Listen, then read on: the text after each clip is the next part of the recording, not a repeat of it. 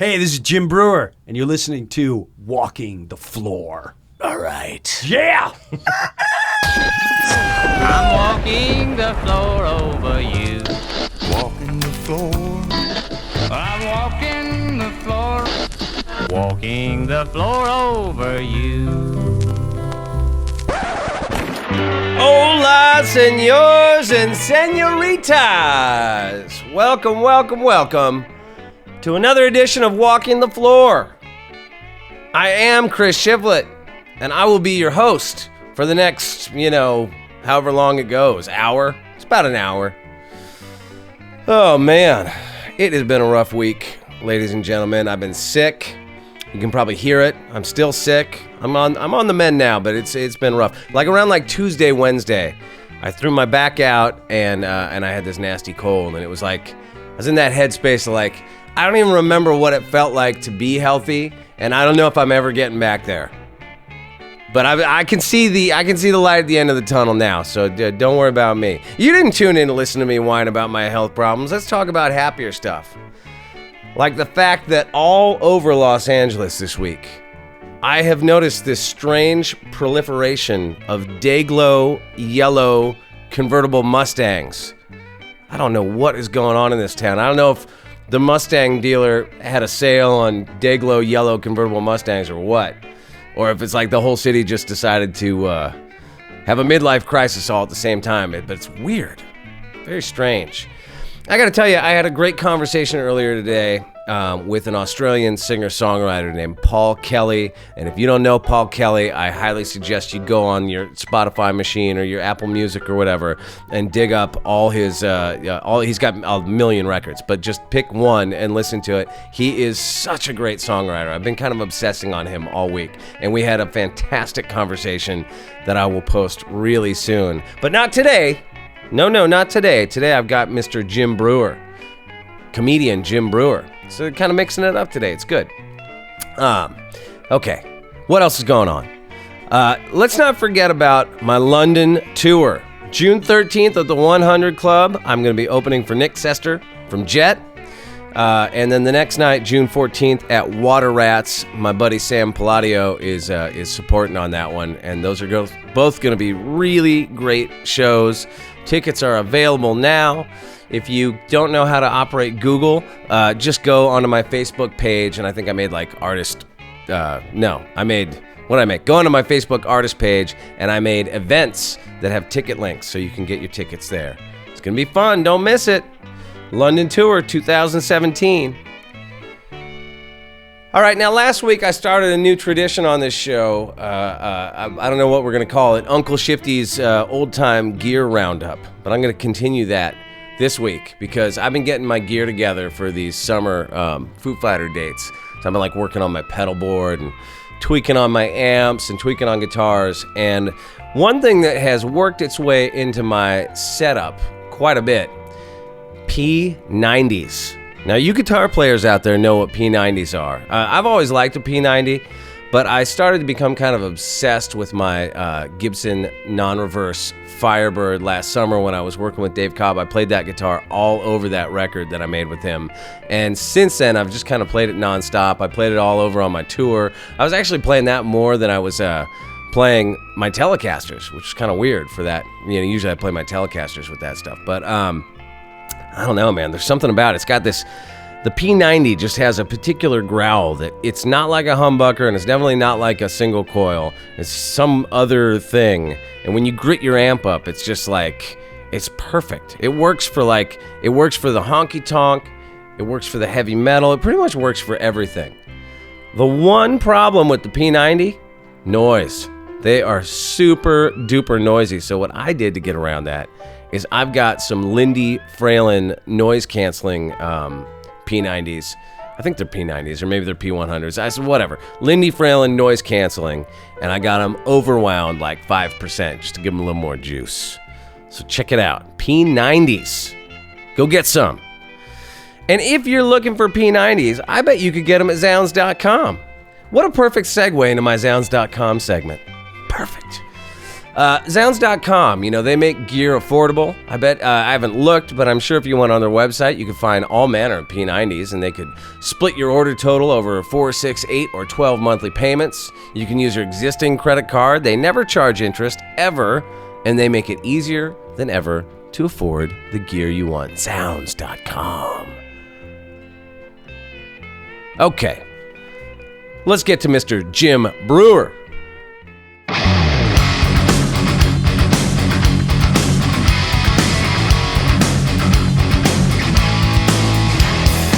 Okay, so funny story about my interview with Jim Breuer, comedian Jim Breuer, that I'm about to play for you. I taped this I think it was last June, and my buddy Davis, producer Davis, that helps me book this show, he had called me a couple weeks before I sat down with Mr. Breuer, and he said, hey man, would you like to interview Jim from My Morning Jacket? I was like, yeah, absolutely. Sign me up. I said, done, handled, got it, booked. And then a couple weeks go by, and he calls me the day before the interview, and he's like, I got confused with the publicist, and I thought I was booking Jim from My Morning Jacket, but I actually booked Jim Breuer, the comedian. He's got an album coming out. It's called Songs from the Garage with his band, Jim Breuer and the Loud and Rowdy. So I was like, whoa. That's Jim Breuer's he's like superstar comedian, man. That's like kind of out of my league for interviewing. What am I going to talk to him about? But I just pivoted real quick, and I listened to his album, and I realized from like song one, I'm like, oh, me and this guy we've got common ground for sure. Outside of the loud rock music that we both love, we're both dads, and we talked a lot about that. He was just such a cool dude.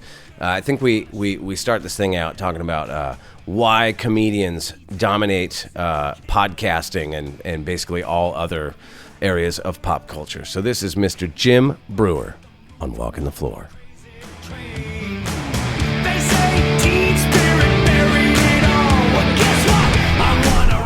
I've been doing it since 2013, since about the middle of 2013 is when I started mine. But it's really only this year that I've started to try to actually understand it, as a, whatever. It's how it sort of all works. A groove. Yeah, I mean, I've been doing more or less the same thing, mostly interviewing here. Check 1 2. Check. You can get that thing as close as you want. Checkity 1 2. Check. Check 1 2. Yeah, cool. It's working. Yeah, I never I only recently got a distribution deal for it and all that sort of stuff. So I didn't even know that there were like iTunes charts and stuff for podcasts until recently. But you've been doing it for a while, right? Like, when did you start? Well, technically, I started a couple months ago. Oh, really? I used to do radio. I would do satellite radio, but then...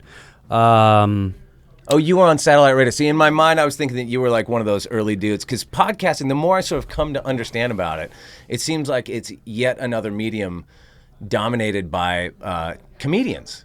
Oh, it is. What happened was, I was on satellite, and that was free range. There was no rule. I never had anyone come up to me and go, you can't say that. Right. So I had everyone I grew up with. It was, one guy was like the hippie. Right. One guy was a blue collar. One guy was a comedian that really wanted to be starting. And I was a family guy. Kind of, I had my dabble in the world of like, hey, I kind of made it. I didn't really big make it, but I kind of made it. I think you made it. And so you can claim making it. I can claim. I can buy a bigger house than the people in my neighborhood. I'm like, I kind of make it.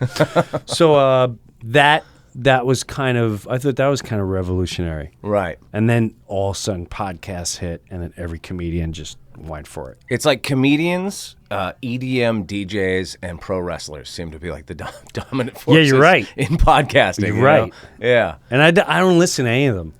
I'm guilty. I don't. Comedians seem like most of it. And it's interesting. I never thought about this until, I love comedy, and I love, in all its various forms. But I never thought about it really until I started listening to Maron's podcast. And when he first sort of started, which was, he was mostly interviewing comedians and talking a lot about the craft of comedy and life as a comedian, all that sort of stuff. But comedians have this, in our society, have a kind of outsized influence on pop culture, I think. If you think about like the guys who are on, host late night talk shows, or even like the weatherman on your local TV channel is probably a comedian, or, Right. now podcasting, or even like politics. We like to get our politics from comedians like Jon Stewart or You're right. John Oliver. It's like better from them. Whatever, Like, right. like, Whatever's why do you going think- on, yeah. Why do you think we as a society why do we embrace comedy so much? I really think it's until this came along, it's the last kind of freedom of speech. Right. Where you mean like you could say things that you can't say anywhere else? Correct. I can't, as a politician, I can't get away with saying certain things, but a comedian, hey, I'm just being funny. Maybe in this election cycle that's changed. This election, and it might change, but I think comics, they have that door open where we can get away with a little bit more than the average person, and we can say what everyone's thinking, and we can kind of go against the grain because that's what's expected. Right. I guess that's the only, and that started years and years and years with Lenny Bruce. Sure. And then after Lenny Bruce, even George Carlin, you listen to some of his old stuff, I mean, he went after like religion. I mean, that was unheard of. Right, You right. don't speak about the church the way you're speaking. I actually occasionally go back and watch this bit of his that's I don't know if it has a name or how you would find it on YouTube, but it's this bit about America that he does, about the sort of the power elite in America, and it's so cutting and so spot on. I don't even know what year it was. Was from. it what it was? I think it was one of his second to last. Yes, it was towards- later in his career, and it's just exactly spot on. Yeah, I started. He got a little angry for a little while. Right. This might have been in the angry years. He definitely hit an angry stage. Yeah. But he was hitting real hard truth stuff. Right. And then he came back. I remember that. And then he would. I don't know if he had a radio show, but he would. There was some interviews of him just going on and on, getting deeper and deeper. Right. But also, here's the thing: whether you're a rocker, a comedian, whatever, I think the great mass media has programmed everyone that listens enough to the point where if you bark a little too loud, they go, "Why don't you? Now all of a sudden you know." Why don't you stick to playing your little guitar and singing your little song? Hey, you made it. Oh, you're complaining. And now you're going to criticize the system? Now you're going to criticize Yeah. the system. And I Yeah. used to get I still get so pissed at that mentality because if anything, a band sees the world. Yes. So they see every culture. They read every news in every single country. They've been where you've never been, where you never even thought of being, and they have that open mind where you just reading, these people over there are savage, a bunch of savages. Were you there? No, but if the lead singer of this goes, hey, I think, why don't you just, you know what? I liked him until he opened his big mouth. And I'm baffled by that mentality. So as much as you, that's why I don't get involved anymore. Not that I don't get involved. I leave it for someone with kind of bigger balls than me. They come after you. They come after you hard. Right. That whole goofy freedom of speech. Yeah, well, until you to use a point. Yeah, until you use it. Until you use it, and then we're gonna this guy's a hypocrite, a liberal, he's hippie, Right, right. whatever they label you as. So it's very tricky. That's why certain guys now, I would say, if Chappelle, I'm curious to see what his next special is. Chappelle was able to be brilliant and get away with that stuff. Right. Chris But Rock, he was super demonized when he walked away from his show. I mean, people found that to be incredibly outrageous. I took it as one of the most powerful things I've ever seen in my life. Who would be offered $50 million and go, I'm not being enslaved by this anymore. Right. It's not even, you've exhausted me. Right. It's not worth living up to this. Yeah. That's borderline madness. That's. However, I kind of knew him before that. Sure. And I just remember everything leading up to that and how he felt about the system and all these people trying to hold him down and please don't say you're saying the N-word an awful lot and who knows who came after him and now I think too what might have happened is whatever, you put out a song, you put out a show, and you think you know what your audience is. Right. And then they show up and he goes, this is not what I was expecting to be showing up. Right. I think another thing that people don't keep in mind that between like the artist and whatever, whether it's comedy or music or whatever it is, between that person, doing what they do and the public seeing it is a massive, huge bureaucracy of people that thing has to go through. Yes. And they don't understand what the artist has to do to get that thing out to the public and how sort of taxing I think that can be. But they don't care. Right. This is part of the game. Right. Who cares? You're playing in front of the crowd. You're making millions of dollars. Right. You're an actor. You're allowed. What do you care? I'm trying to be you, dude. I got to shovel dung, and you're complaining. Right. I mean, and I get it, and there's some truth to that, and that's fine. But it is still, you can't like deny that it is kind of a taxing. It is extremely taxing to kind of you spend most of your time rattling cages and not as much of your time doing the thing that. Right. The public wants you to do, or whatever, the thing that you love to do, Oh, right. You just want to put your little thing out there, your little song or your little routine out there, but it takes so much more than what the eye sees to get there, to get that actual, and so that's fine. It's part of the awesome madness that we're in. Right. I think so. Yeah. Speaking of awesome madness, and listening to your new record. You heard it? Yeah, I heard it. Yeah. Your folks sent it to me. Okay. So I was listening to it last night. All right. I'm gonna guess. How old are you, if you don't mind? 49. Yes. 49. Okay, I'm 45. Okay. So we're close enough in age that I'm gonna guess, based on listening to your album, that we had similar record collections in like the early '80s. Oh yeah. Right? Most likely. We obviously you're a big rock guy because your record sounds very sincere. It sounds, or you know what I mean. It sounds like maybe sincere is the wrong word, but it sounds like it's passionate. like the material. Yes. And I was wondering, like, do you consider it a comedy record, No. or is it something?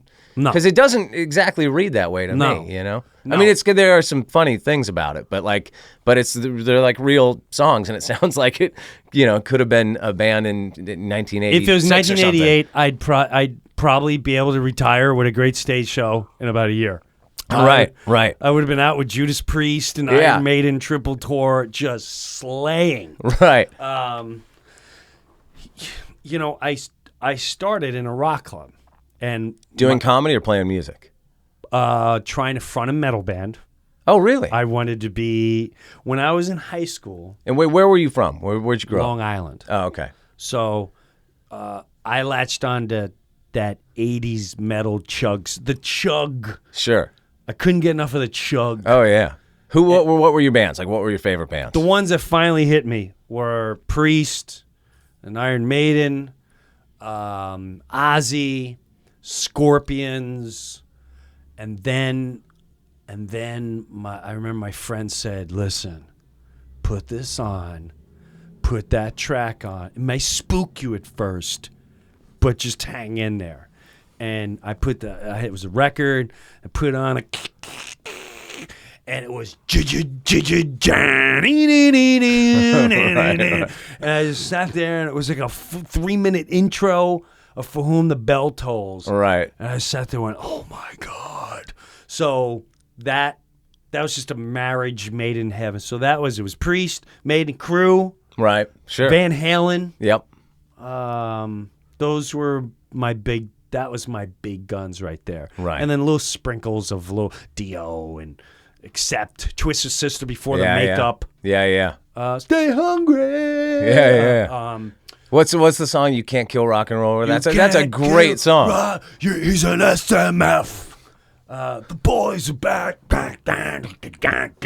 There was Yeah, so I found my denim jacket. I had painted Judas Priest on my back. Nice. Went to all the concerts. So you saw all those bands back then? Oh, God, yeah. Yeah. I saw every single one. But at the time, it was Long Island, and a lot of my friends were in bands who were doing Aerosmith cover songs, and I wanted to be... I used to draw in high school in the notebook a tour that was the biggest comedian and the biggest rock star, metal rock star, touring at the same time. And so by the time... So you were into comedy at that time as well? Yes. And so I would MC. My friends were like, why don't you know, this place called February's, and we'll go home, we'll MC. It was in Elmont. And I would go up and I would do Ozzy. And I remember my bit was Live Aid. It was like 85, 86, Live Aid, and I couldn't believe Ozzy was on there. I was like, Ozzy's on Metal's got on this thing. U2's on there. And it was like, I think like my first joke, one of the jokes was, you know, did you see Ozzy in Live Aid? How about when I threw the Ethiopian up there and he bit his head off? Hey, you guys are going to love my friends, and this is a great band. And only people in that community got the imitations. I was doing Hetfield. Right. Lars, because I would watch Lars do all these interviews, and I was fascinated with these guys, but no one else knew it. So, but the comedy started taking off quicker, so I always had this, I wanted to front a metal band so bad. Right. So, Well, oh, I'm sorry, go ahead. No. So as time went on, it was 94, 95. I tried to bring it to SNL. Couldn't really get it out there. As soon as SNL ended, I filmed heavy metal comedy, and no right film. I didn't do stand-up a year, but I wanted to bring that vision of a band with stand-up, and the music would score my stories, and then when they come to a big laugh, then we'd have a hook. So I'd bring them to ha ha ha, and then here comes the hook. Right. Here's a song. Here's a bit about me sneaking in the middle of the night, wasted, trying to sneak my mother. It's a big bit, and then when they're laughing, it's because it was 4 a.m. all banged up, and and we toured it. It was phenomenal. Never taped it. I have a couple tapes. Right. Old footage, but never did anything. I had kids. Was that your first time touring? Like in a even though you were doing stand up, you still had a band out with you. Was that your first time touring like that? Because I imagine touring for a comedian is like you in a car or something. Yes, it is. But this, I had a tour bus. I got a bus. Right. This is sick. In the go-go 90s, man. Yes, that must have been so much fun. This was beyond the greatest time ever. And it was with everyone I grew up with. It was. So these were all your friends? Yeah, like, you still work at FedEx? Can you get like 4 months off? Yeah. You still live in your mom's house in the basement, but can you get some time? Yeah. Oh my God, this is going to be the greatest trip ever. So by the time it came, so I started dabbing. I would do stand-up, and people would go, are you going to do that music thing again? I said, you saw that? Dude, I never seen anything like that. Why was that a one-off for you at that time? Why? Like, why didn't you just keep doing that? Well, I mean, I imagine if you're going to do a set at a comedy club, like you can't just like, I'm going to bring my heavy metal band with me on those kind of things. But for like touring, that's a really good question. I think, if I remember, Tensions with me and one of the guys. Oh, not one of my childhood friends. That's like a regular band, man. Yes, there you go. Yes, musical differences. Yes, and it wasn't even musical difference. He just was. He was. Whatever. Right. Whatever's going on at the time. Yeah. And it was also time where I had kids, and I was getting it was right after September 11th. We had a tour set up, and 5 days in, September 11th hit. Right. So that whole tour got canceled. Right. A lot of touring, everything just shut down. Sure. So I don't know what I was going to do for a while. And then when we started getting back out, and the band would go out, but the kids, I saw it started really affecting my oldest one. And so I didn't want to tour like that. Yeah. I wanted to take it down. She was little, 5, 6 years old, and I could tell she would start looking at me like. I mean, how much time were you spending on the road prior to that?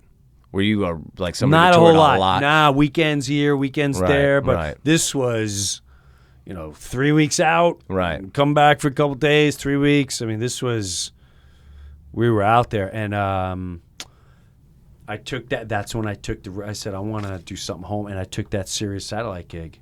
And it was awesome. And I kind of brought the same guys who I toured with on the show. Right. And then we'd have musicians on and we'd get to play. Yeah. So not until I was ready to make this record. This has been in my head for years. I was on the Metallica Orion Festival.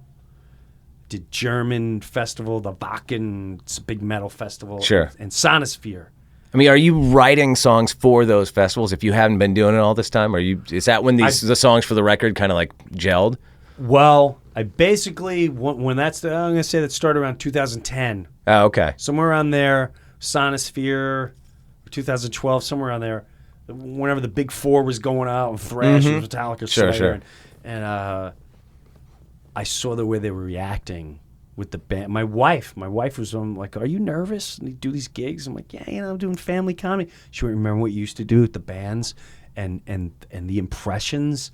You can bring that all back, and so I brought it back. It was a little more juvenile when I was younger, Right. and now I'm a dad with 3 kids. Yeah. How do I bring that to this now? And now I was ready to jump into this and create, and that's a start writing. So I'm gonna write a record, not sleeping with teenage girls, but being a parent to them. Right. You parent Yeah, a much tougher proposition. a much, much tougher. How do you raise a teenage girl? Right. And so that was another big thing. I know people are gonna look at this and go, "What is this? Is this a comedy album? Right. Is this Jack Black?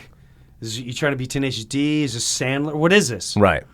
And I just knew how to do it.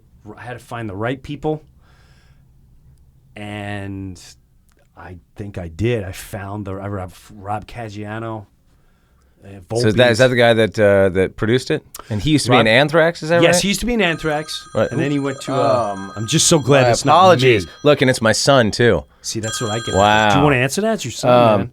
Go ahead. Hey, kiddo. Lee. Hey, buddy. I'm sorry. I have to jump off the phone so quick. I'm in the middle of an interview. Let me call you when I get out of here. Okay, kiddo? You good? Okay. Yeah, I'm good. Okay. All right. Love you. Bye. I get that all the time. I totally forgot. I all day I get text messages from my daughter. Right. Can I please go see Mary? Why aren't you answering? Right. Mom said I need to ask you. And I'm like, Right, "I'm right. in the middle of an interview." Oh yeah. No, believe me, I have 3 boys. What do I? three What girls. you got? 3 girls. There you go. 17, 14, 11. Yeah. Okay. I got 12, 9, and 8. Oh, you're And we just started summer, and like we were supposed to be at soccer camp all week out in Glendale, and then there was like a crazy heat wave, and basically my wife was like convinced my children that if they stepped onto this You'll die. turf field, you will burst into flames, Absolutely. and that'll be the end of that. So we just skipped the whole thing. So now everything's in like disarray. Now they're home. You're like, yeah, this Yeah. should be fun. You get them out of here. Right? Yeah, but exactly. Now, Ship them out. I get the text from them like, "Can we watch TV?"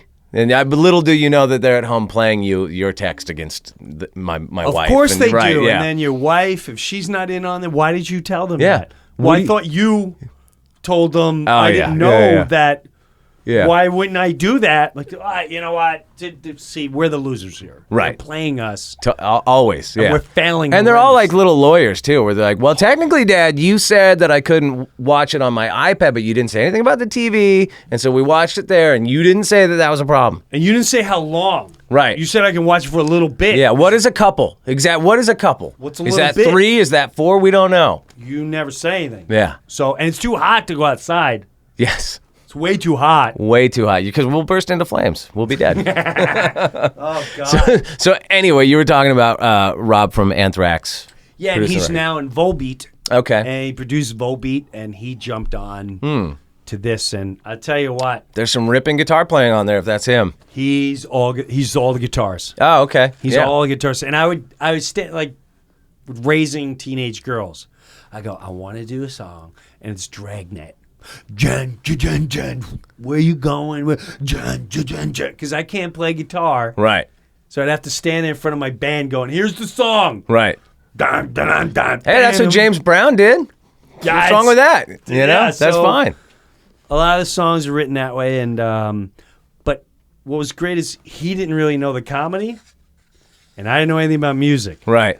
I can't tell a note, and it was the perfect mix. Right. I thank God for Rob Caggiano, because this thing would have been disaster. It would have been disaster. But no, I'm passionate about that music. I always said, if I go back into the hard rock and metal, I want it to be fun. Right. Metal doesn't have to be dark, ugly, blood, dragons killing, slaying. I like the music. I've got 3 girls. I'm married 23 years. Never Right. been divorced. Same Right. wife, same girl. But I like metal. I don't have long And a lot hair. of it was fun back in the day too. Yes. You know, I mean, it wasn't all doom and gloom back then either. There was a No. lot of like party songs. I mean, look, Yes. that's like Van Halen's whole career. You know, Old Van Halen Yeah. was fun.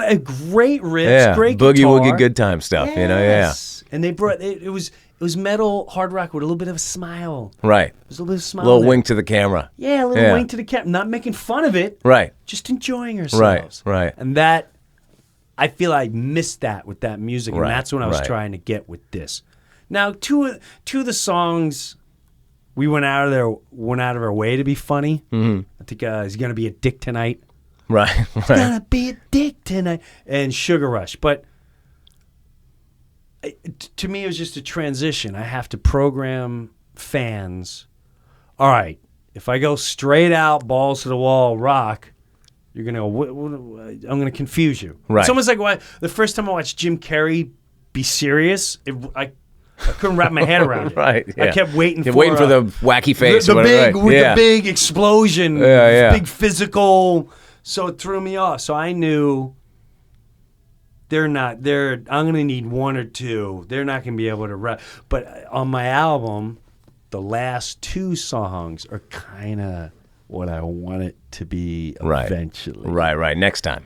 Yeah. The Right. one is called The Unexplained. The other one's Wannabe. Ah. And I'm like, it's kind of what I want to head to. Right. Old school. Songs And that. would you see yourself at some point doing like, you know, just like a rock tour that has no comedy, as like sort of like 2 different things that you do? Like you got your comedy stuff and then you got your rock stuff, or would you always keep those intertwined? I at first thought this was one opening for the other. Because I still want to make this rock thing a whole theatrical tour. Right. To me, it's got to be Wiggles for adults. Right. I'm not a true blue. I'm a rocker who can just go there with Marshall stacks, kick your ass. I mean, technically, if I wanted to, I think this. I'm all about the visual. I need a visual in this. I need Right. to show you everything. That's why I made a video for the song Thrash. If you hear Thrash, you're like, yeah, it's pretty good. And you see it, you go, I get it. Right. Dude, I get this whole concept. Right. I love it. I'm in. I get it. Old school. So I'm definitely going to bring that big visual when I tour. But are you going But to the more bring I- Brian Johnson? Oh, God, I wish. I mean, am I right in thinking that your album is his first post AC/DC release? Yes. No, it is. Which that's historic, right? I don't think of it that way. Right, but, right. That was bizarre circumstances. Right. That happened. And didn't you break that story? Am I remembering that correctly? Because I went to look through your podcasts and did you maybe take that one down or Took that something? one down. Okay, yeah. I mean, and if you don't want to talk about it, that's totally cool. But No, but my memory is that you were the one that broke that story. I'll just be blatantly honest. I shouldn't have assumed it was going to come out when it came out. And I shouldn't have. When I do a podcast, we have 2 editors. We finish the podcast, and then my guitarist, Mike Ticci, will edit it. God, we shouldn't do this. We shouldn't do that. And then we give it to another guy. Puts in the bells and whistles, and he'll even go, this don't work, and blah blah. This was the first time I took vacation, and I was in Turks and Caicos. First night, just landed there. Already met my family there, and this was a phone conversation. I had 2 wines. I just saw Brian. Are you friends with Brian? I know him. Right. And I just saw, he was. I know Brian as he's probably, to be dead honest with you, the greatest man I've been around next to my father. He's generous, giving, so funny, so humble. He is not that he has no clue, but if you didn't know him, you'd go, that's not the lead singer of one of the biggest rock bands ever. He doesn't, you would just never know. He carries himself. He's hands down the funniest guy I've ever met. Funnier than comedians hanging out. Really? He is belly laughing funny. Really? Belly laughing. Storyteller like I've never seen. That's really fascinating that you say that, because when you see AC/DC live, he doesn't really talk much on the mic. He's not one of those guys between songs that like, all right, last time we were in Philadelphia, man, come on, we did that. He's not that kind of a front man. No. You know what I mean? No. Which is interesting. Yeah. So this was the first time I didn't see he was damaged. He was damaged. Yeah, I mean, how could you not And the be? whole time That's so trying to heavy. Make him laugh, and he told me some funny stories, and we ended up laughing before the end of the night. So the conversation went, hey, did you see Brian? I said, yeah, I saw Brian. And I remember I remember the conversation. What was he like? I said, man, he was down. It was awful. He felt, I said how I feel, what I saw. Right. As a fan, as someone that cares about him. Sure. And I woke up the next morning. Like 8 million hits later. Well, and my wife's like, hey, we're going to the beach and it's gorgeous and the kids are lubing up. When are you going to get up? And I looked at my phone and went, what? What is going on? And then I missed call. Why would Brian?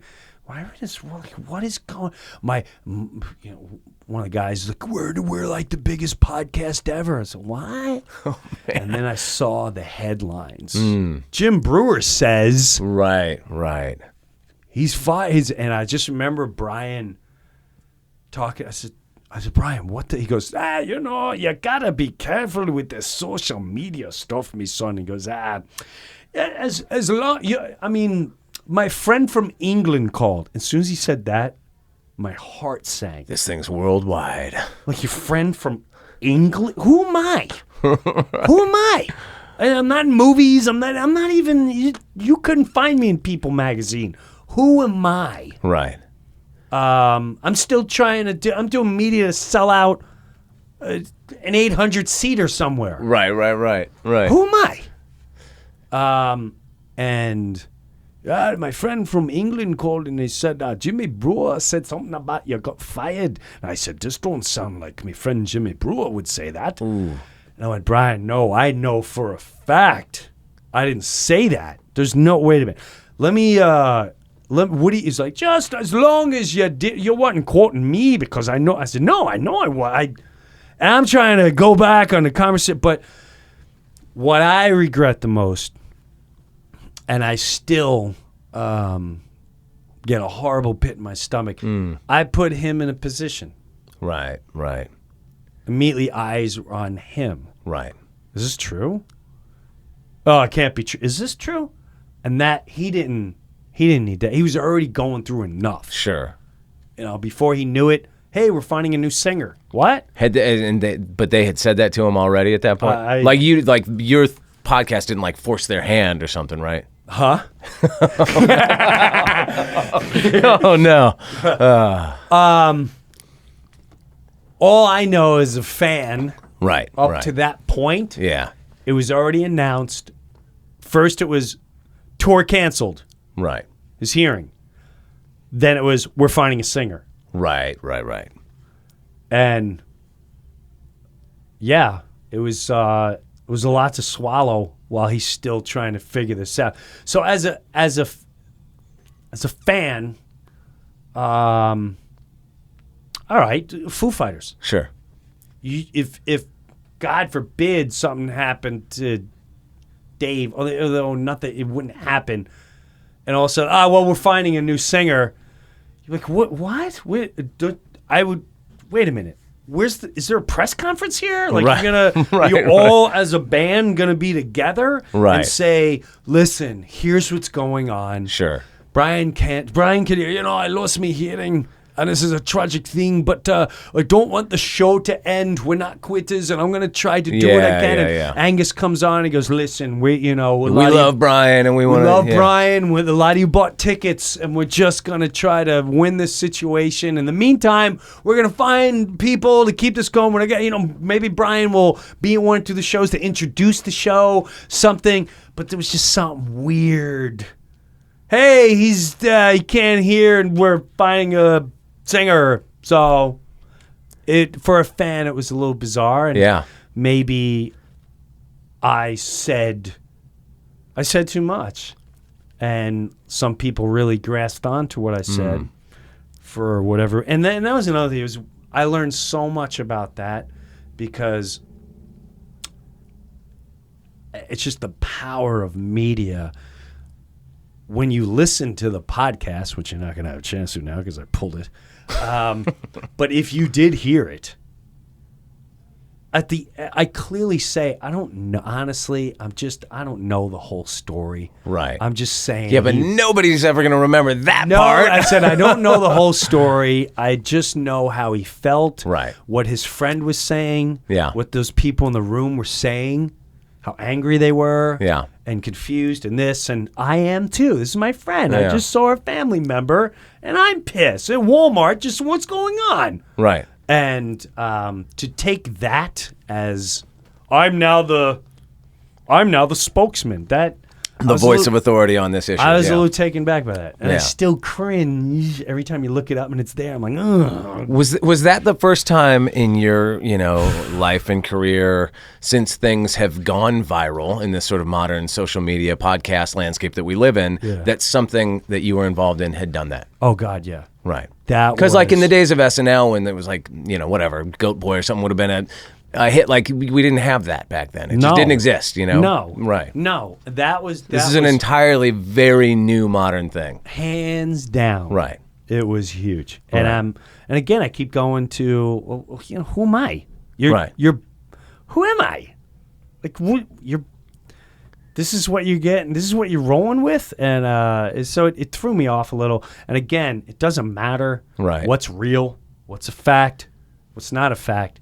At the end of the day, the bad part is I put him in a position, and he did not deserve that. Well, as an aside to that whole thing, I couldn't help but not laugh because I feel for him. But like, if you're one of the guys in Guns N' Roses, and after all these years, let's say you're Duff or Slash or something, you've been waiting. I mean, how long? Forever. For so long for the band to get back together. And the first thing that happens is Axl Rose goes and joins AC/DC, even if it's just on a temporary basis for a few shows or whatever. Wouldn't you be like, dude, what the fuck? Like that would be like the worst. Really, it was those guys that got it worse than anybody. It's a little. It was all bizarre. Yeah. It was just bizarre. Yeah. It was weird. But, hey. Yeah. Who am I? Who are we? Bands are, I can tell you from firsthand experience, bands are very strange. You have, depending on who it is, 4 or 5 people, everyone's an adult. You live together in this odd marriage for a number of years. Everybody has their own opinion about what's what. And ego, all that stuff. This guy's losing his mind. Yeah, and if you're not in the room, and like the story you tell about that whole AC/DC thing, like really, for me, when that whole thing happened, I thought, God, like nothing like that has ever happened in my time in the Foo Fighters. But like, there is a thing that if you're not in the room when things happen, you just don't know. You find out. There's been many times I've found out about things like on Twitter or something where you're like, oh, really? We're doing that? Oh, cool. You know what I mean? Like stuff like that. It happens, Bizarre, it's just part of the... That's where we're at now. Yeah, totally. That's the culture we're at. As a total, like, has nothing to do with anything except it involves Brian Johnson.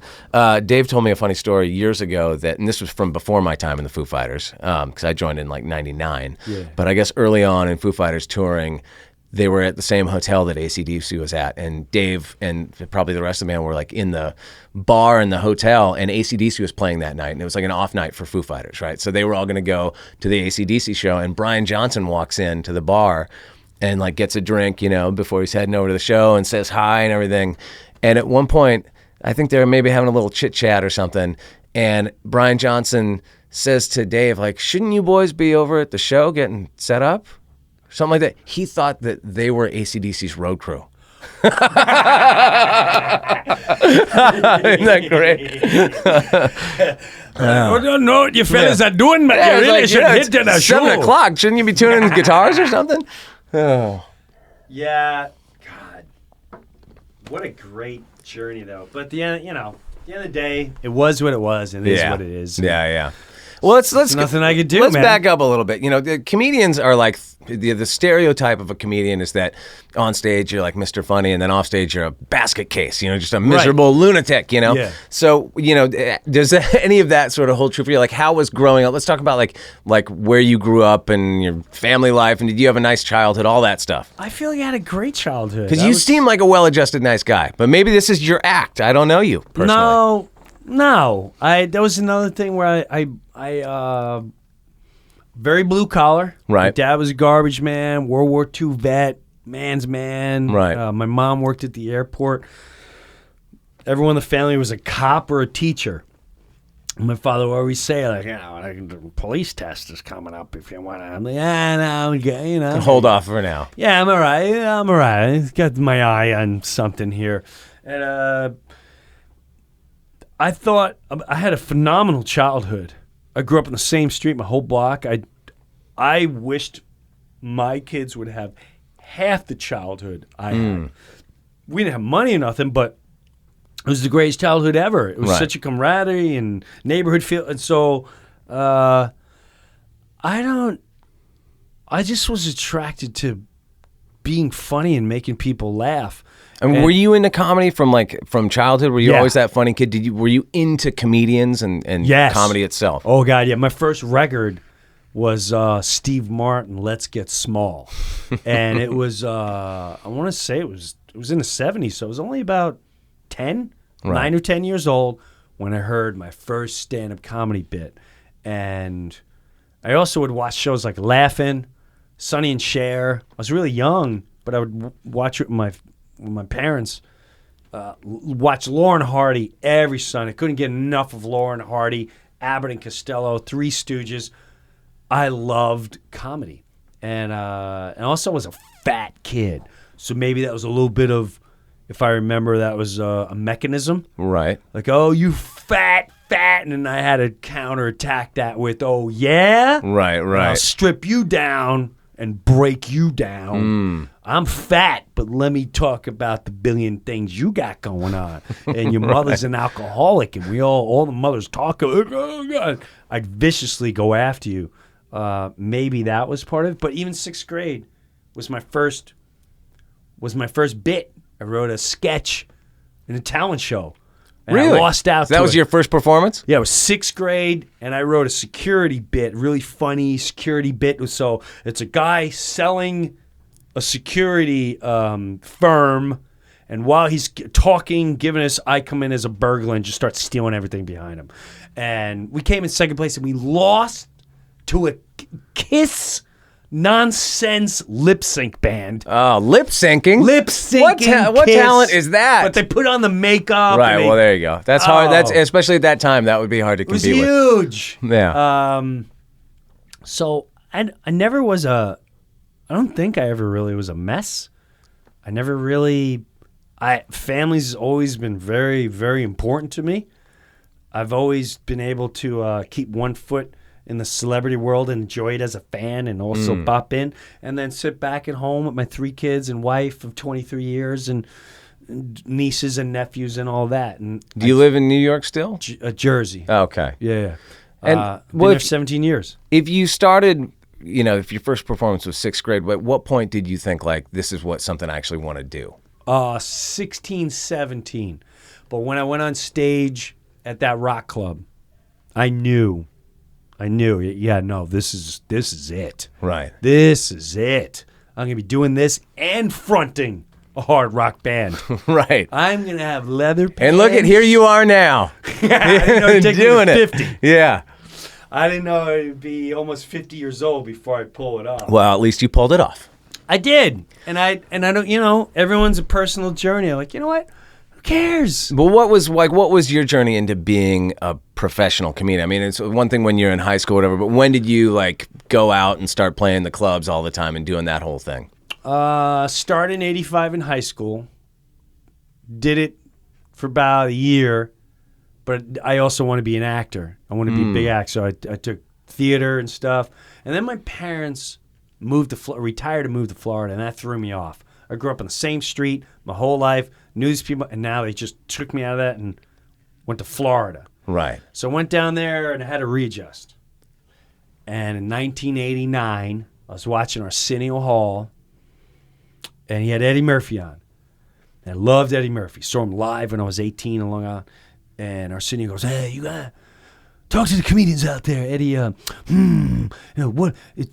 what would you say to a comedian? And he looked at the screen. I swore he was talking to me. He said, don't listen to your mother. Now your mother said you got to fall back on stuff. Don't listen to her. What your mother know about being a comedian? You're going to do anything, you do it 100%. 100%. And I went, oh, my God. Yeah. No. I'm just doing it. And it was 1989, July of 89. I said, that's it. Looked up all the open mic nights, St. Petersburg, Clearwater, Tampa, and I did that. Oh, you moved to Florida with them? Yeah, I moved to Florida with them. Oh, okay, right. Okay, So got it. down in Florida Right. now, 1989 July, within 3-4 months, I became the house MC. And so that club had 7 shows, 2, 4, it had like 8 to 10 shows a week, Tuesday through Saturday, 3 shows on Saturday, Tuesday through Sunday. And then it was so I became house MC. Then I wanted to become the big MC guy. And then I wanted to start middling.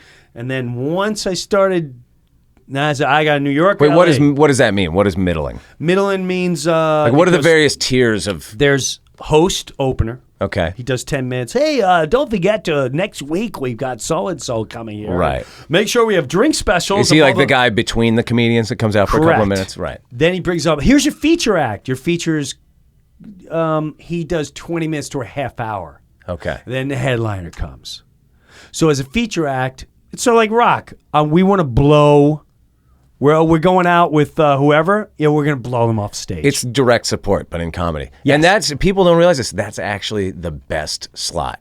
Oh, I don't know if it's like that in comedy. Absolutely. But in rock and roll, you do your set, everyone's in the room, everyone's having a good time, but they're not too fucked up yet. Then you still have the time. You get off stage, you go out, you get a drink, you're talking to chicks. It's like, dude, that's in the, because when you're the headliner, you're done, the whole place empties out. The party's over. That's right. You know? Party's over, and it's all on you. Right. It's all on you. Yeah. When you're the middle guy, it's like, I do my little 20 minutes. No maybe. pressure. No pressure. And if I crush it, I get a little cocky attitude, go follow that. Totally. And that was my attitude. And then I moved back to New York to try to get on TV. Got in TV in about 6 months. 91, 92. And then TV deals, TV spots.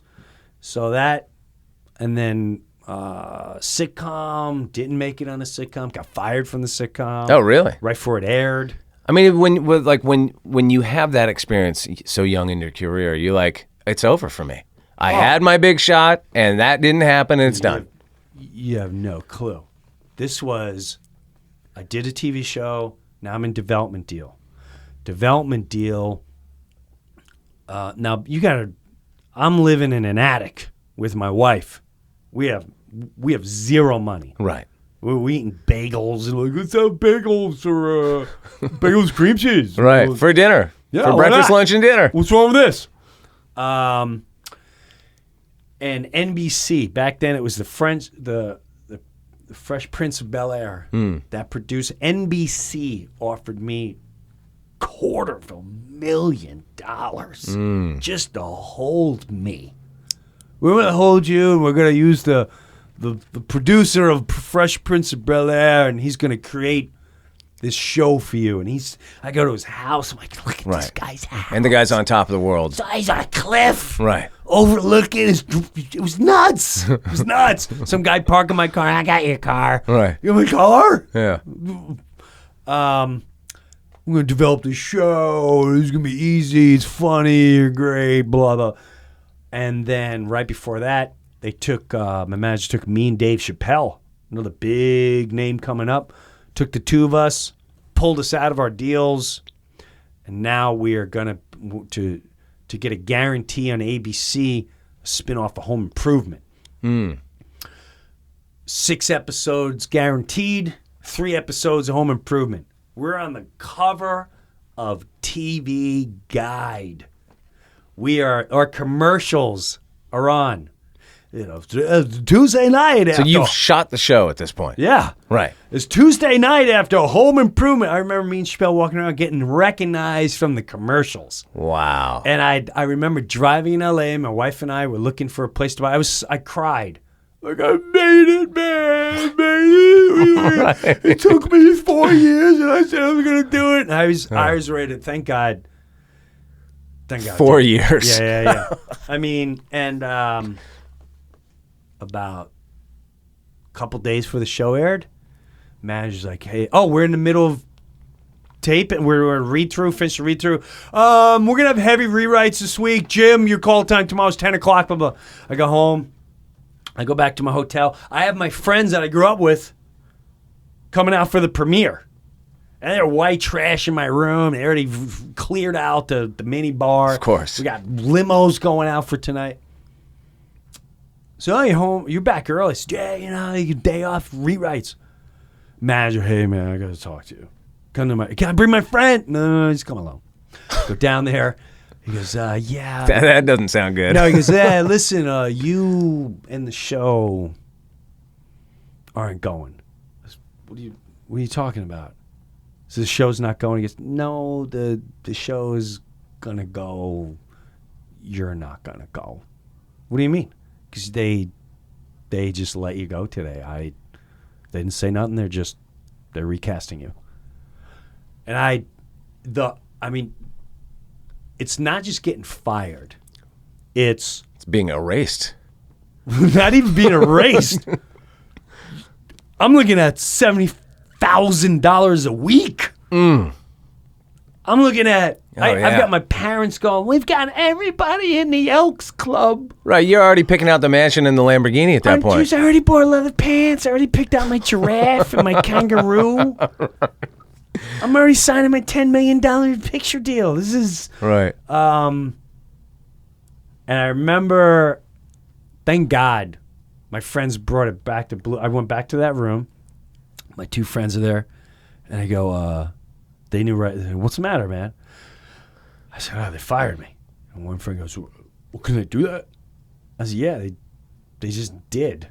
And silent, guys, 11 a.m., he's got his beer, and he goes, well, I guess we got to go out, and I'm paying because you ain't got a job. you ain't got to get up in the morning, so let's go out. We get the limo. You're fired. Yeah. And I don't know why that was the most healing moment and slap reality. And I just learned so much about how cold and dark it all. I remember hearing from another cast member, oh my God, I can't believe this happened. This is horrifying. Did they say why? No. I know they want to replace me. Did they mention who? I said, and at the time I remember they said, they were talking about Brendan Fraser. And she went, oh my God, that'd be great. Oh, no way. I swear on my life, on my kids' lives. I remember going, I said, I'm going to go on stage tonight. I'm going to do stand-up comedy. I went to the comedy club. That night? Yeah, and guys I knew for a while, like, hey, Jim, I heard what happened. It was horrible. Yeah. I go, yeah. Like, can you like tell me about the character I'm going in for it tomorrow? Oh, jeez. That is such a show business lesson. I mean, did that like color from that point forward? Did that color your, career choices, the choices of who you work with, the expectations? That had to change everything. That changed everything because that snowballed into the next day. In Variety and all the Jim Breuer fired from sitcom. Guy, I don't think it ever happened where the show was on it. The commercials were still running. Right. Me and Chappelle still laugh about a moment. We were in Laurel Canyon in Hollywood, and there's that restaurant on Laurel Canyon, Oh, yeah, sure. Yeah. That little Italian place, right? Yeah. So we're sitting there, and the waitress comes up, right? She's like, you guys look like I know you somewhere. He's like, nah, man, we're just comics. And she goes, are you here for pilot season? Yeah. She's like, did you hear about that the comedian that got fired and like his commercial? And Dave's like, oh man, did I? She's like, do you know him? Like, yeah, oh man, we know him well. And I swear on my kid's life. And it was beyond surreal. And so from that moment, then it turned to the next day, Fox goes, hey, you know what? It was horrible what happened to you. Absolutely. Now, I already left my NBC deal. Right. With the Fresh Prince of Bel-Air. Right. Because these guys guaranteed me to be on the air. Yeah. So the next day, Fox goes, we don't like what happened. You know what? We have a show, and we want you to come audition for it. It's called Herman's Head. When I got it. I got the part. You got the part. We're going to tell your agent, blah, blah, blah. Great. I feel better. Headline, Jim Breuer, You're 2 back. hours. I'm back. Yeah. We got bad news. It's a Fox contract. They have no contract with Disney. Disney won't let you out of the contract, and you cannot go on that show. So you were still stuck in a contract for the show that you were fired off. Correct. And they wouldn't release you? I couldn't get released. For what? Like what? They just want to hold you and maybe see if they could put you on something else? Correct. Oh my God. So now it's just I mean, what do you do at that point? Do you just go just go do your stand up at that? And do you go on tour? Like what? How do you sort of work your way out of that situation? You try not to become an alcoholic. You try not to smoke too much pot to make yourself retarded. Right. So then the next thing was, hey, listen, we're going to develop a show for you. It was terrible. It just wasn't your thing. Right. But we got this other show called Clerks. You seen the movie? Oh my God, I love Clerks with Kevin Smith. Yeah, we're making a show. Awesome. I'm going to be Dante. It's going to be great. Right in the middle of that, yeah, we fired Kevin Smith. They fired him off Clerks? You fired the creator of what? And then that show went, and then we were done, and then they fired one of the co-stars. We had to redo it again. And then by the time this ended, now we're back to NBC, and this was all like in a period of months. Right. And then NBC came along and said, listen, we want to try to develop you for late night. Maybe you could do stuff on Tonight Show or something. Yeah, whatever you want. Would you audition for Saturday Night Live? And I said no. Really? Yeah, because I just want something positive in my life. Right. And at that time, just didn't want to get turned down somewhere. And exactly, and SNL at that time was at it worst. Well, who was the cast of them? It was Jay Moore, Sarah Silverman. Right. It wasn't that they were terrible. And I saw them as comics and people. Right. And they were beaten down. Really? I went, oh my God, what happened to you? What happened? Oh, that show. And I said, no, I don't want to audition for it. I got to tell you, though, when we played it one time, we've done SNL over the years, and we played it one time, they were going to put us in a skit. And we went up into like the Lauren's room for that meeting where they go through all the skits. Shows. Yes, and where they like make the final decision. I think maybe we did it in the run through and it got cut, but that was the gnarliest room I've ever been in my life. I've never been in a more tense, just crazy fucking situation ever. And we we're just the musical act. I was just like kind of witnessing it. It was the harshest thing I've ever seen. But to do that week after week must be really. You either got to come out of that like Superman, or you are probably crushed. Or you crushed, right? Or you're thicker. Your skin's a lot thicker, right? And finally, they convinced me to say it's an all new cast, all new writers, and I was the last guy hired on that '95 cast. And when I was done with that, then the Chappelle put me in Half Baked. Right.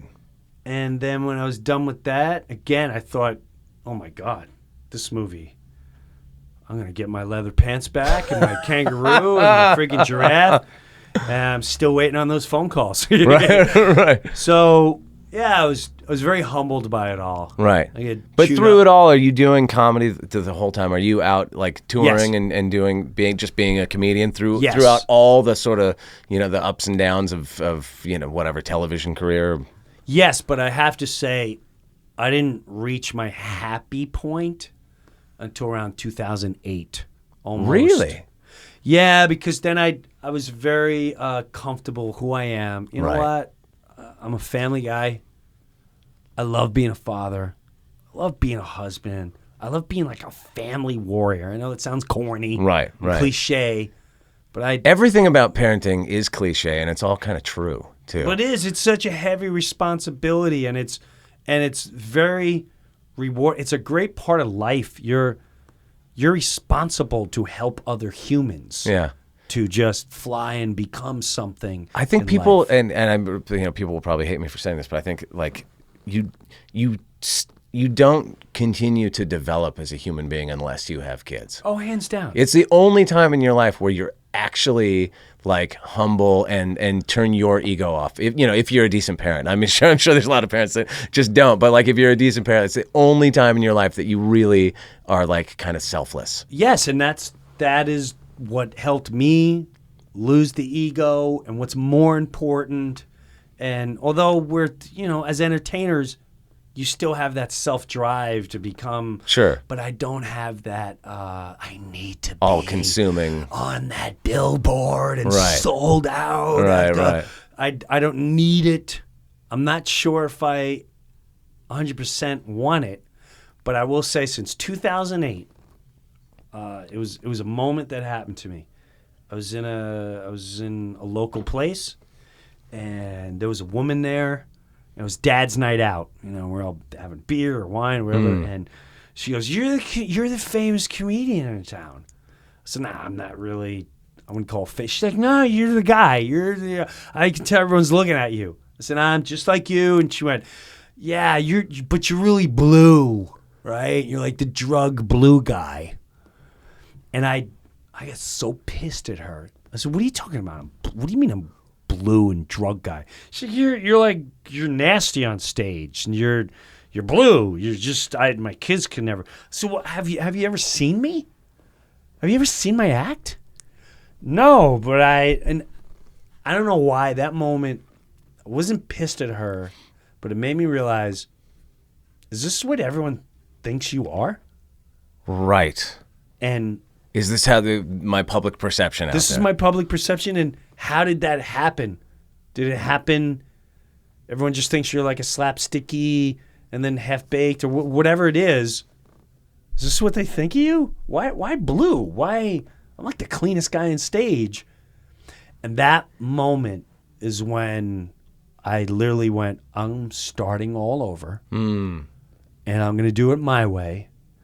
And when I'm passionately into something, I'm going to go for it. Right. And first I'm going to start building up my stand-up again. Right. And I took my dad out. I would always take my dad on tour. And I made this documentary Right. with my dad that was really powerful and it was inspiring. And that felt better than any belly laughing. And then I went from that to... I got all these cool stories. I wrote a book, and I didn't even think it'd be sold. Right. Someone said, "You got to publish this." I said, "It's for the internet." No, this is a book. Yeah. And so that was out of passion. People say, "You need to write another book, and you make like a lot of money." And I haven't chased the money since that. Don't get me wrong, I'm making the money. But little videos, and even all the way up to the album. It was like, you know what? I'm ready to do this now. I don't want the big... If it happens, great. I just want to enjoy myself. Right. And put out something I love. And you're gonna feel it. You're gonna feel... And some people go, "This is the dumbest. This sucks. This crap. Stick to your comedy." No, but there is something to that. When you actually enjoy what you're doing, whatever it is, it's always the thing that people respond the best to. Yeah. It seems like. Hands down. And they sense it. Right. And they know it. Right. They can smell bullshit. Right. And they can smell passion. And that's what led up to this album. And I Right. think when I do tour it, this is a question you asked a while ago.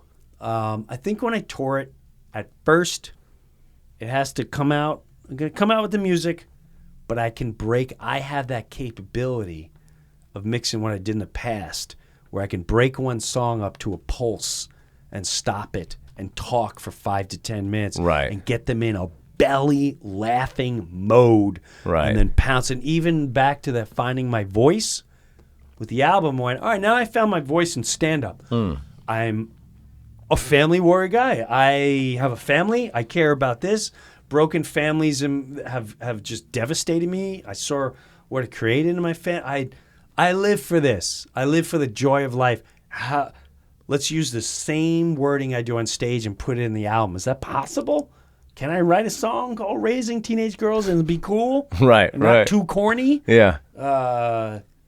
And so that's what's all led up to this. So when I tour it, I think I'm going to mix at first the two worlds. Right.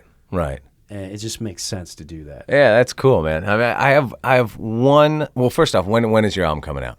It's out, baby. Oh, because I looked on Spotify. I didn't see it on Spotify. Because I got like a link to it. It's not on Spotify, then I need to jump on that. I don't know why it's not on Spotify. Would it not be under your name? Is it Jim Breuer and the Loud and Rowdy? Okay, it's probably because I just looked under Jim Breuer. That's Jim Breuer and the Loud and Rowdy. Right, But it okay. should come under that. Okay. It should come under that. Okay, well maybe I didn't. should have to maybe I talk- I have looked to talk to wrong. Metal But Blade, you should like- yell at your people because I Yell didn't find Metal it. Blade. Oh, there you go. Call Brian Slagle right now. Well, I got one last question for you, and then I'll let you go. And it's been great to talk to you for this long. I didn't know, I'm sure you're running around like, No, doing the this whole is- wind up all over town. This is But awesome. I always ask songwriters, about their sort of songwriting craft, but I'm kind of more fascinated by how comedians do it. Like, how do you write bits or jokes? What is your personal sort of approach to it? I'm a visual guy. I need to act it out. So I always see it before I do it. And then I act out. And a lot of times there is anger. It comes from anger and frustration. So a lot of my bits, if you see me touring and I'm like, for instance, this year I've got a couple of club dates. Not theater dates, but club dates. In those club dates, they're not so worked out. I'm working out the bit, Right. and sometimes it comes out a little too harsh and a little too angry. So you have like what, the fragment of the joke Yes. or bit, but it's not like it hasn't gelled. Correct. And what I always do is I find my ending first. Once I find that big ending, now I can build 5 minutes in front of it, 10 minutes in front of it, 15, 20. Oh, I found another angle. Trying to think of I think on my last special I did a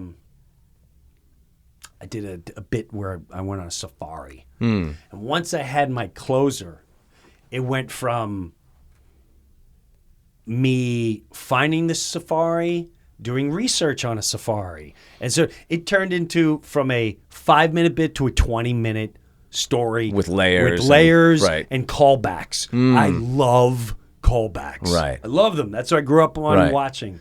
So I find the ending. I visualize it. I got to act it out and visualize. I'm a storyteller. And I act out characters. And Right. And I imitate everyone Yeah, in it's their like, story. like, am I right in thinking that you don't do like straight like No. jokes? It's like I wish I could. Right, I don't. right. I don't have that craft. Right. I am storytelling, imitator. That is me. That's, I'm a parakeet. This is what I saw. This is what I saw. And That's it. Right. And that's how I write. Oh, that's If I great, can't man. see it, I don't think I could do it. Right. That's really it. Cool, man. Thank you. Thank you dude. for doing this today. I love it. So great to talk to you. It's like I've been talking to just musician after musician, and it's great to talk to somebody that is not just a musician, but has this other whole thing, man. It's Cool. cool. I hope you like the record too. I It's, do. I really as a fan of that. I mean, just to put it in perspective, the other day when I went for a jog, which is like the only time I ever listen to music anymore, I listened to. I always got to listen to something that's pumping. So I listen to like Thin Lizzy, Yeah. Thunder and Lightning, which is nobody knows that record. I listened to some Crew. I listened to some Priest. I Wow. listened to some Wasp. Wow. I listened to some Steeler. Wow. Nobody knows that shit. Nobody knows that Wow. shit. Yeah. So I like, dude, you're speaking my language with All this right. stuff. Yeah. So you would, if I had to predict on my record, you would like the song "Old School."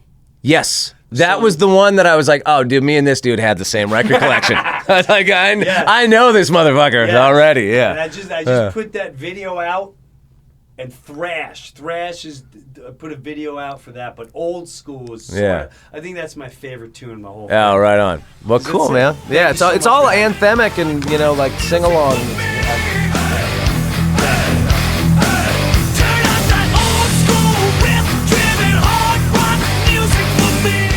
That was Mr. Jim Breuer on Walking the Floor. Make sure you get out there and check out Jim Breuer and the Loud and Rowdy Songs from the Garage. I'm sure he's done 8 million things since last June when we did this interview. So get on over to jimbreuer.com to see what he's got going on. And don't forget, he's got a podcast, Jim Breuer, Jim Breuer's The Metal in Me podcast. So go get some metal in you, people, with Jim Breuer. All right, that's it for this week. Make sure you go on to Spotify, listen to my Walking the Floor playlist, listen to my album West Coast Town, check out my tour dates, London Tour 2017. It's up on Facebook, and we will see you next week. Adios, amigos! This is my temple.